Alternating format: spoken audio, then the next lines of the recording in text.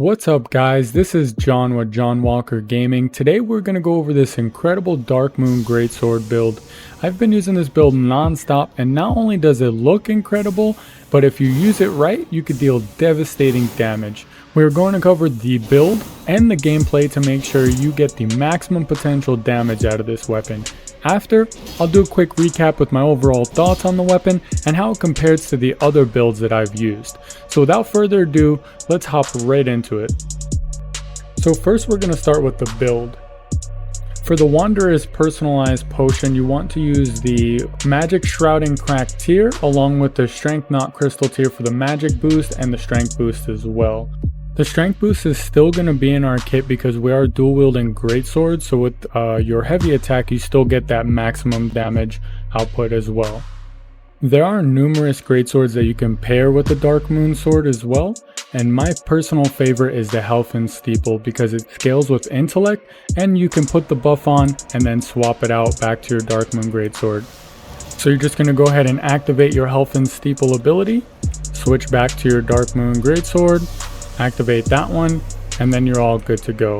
And man, do I have to say, that looks amazing. Now we're going to move on to the talismans.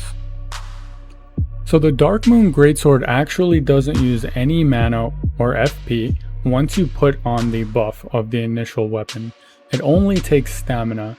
Therefore, I think the green turtle talisman is the perfect pair with this sword. The Shard of Alexander is going to give us that maximum raw damage output for our ability, and that's primarily what we're going to be using.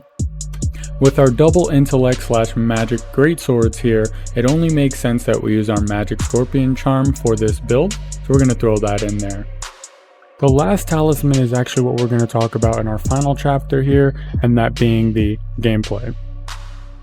One of the final talisman options is going to be the Ritualed Sword Talisman, just going full glass damage and staying back and throwing the boomerangs, being sure to not get touched at all, staying at full health to get that maximum damage. You ultimately just want to throw your Mimic down so that way they can tank some of the damage while you're sitting back having a great time slinging these magical boomerangs here, doing massive damage as you can see, even on New Game Plus.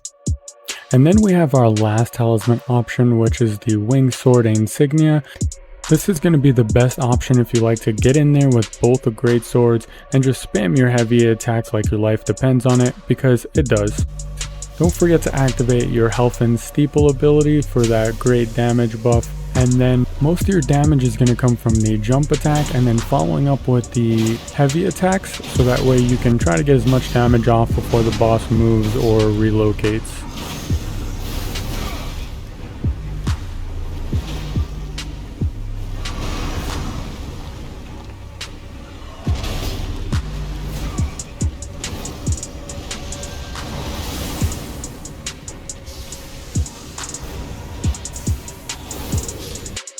So what exactly do I think about this weapon and build?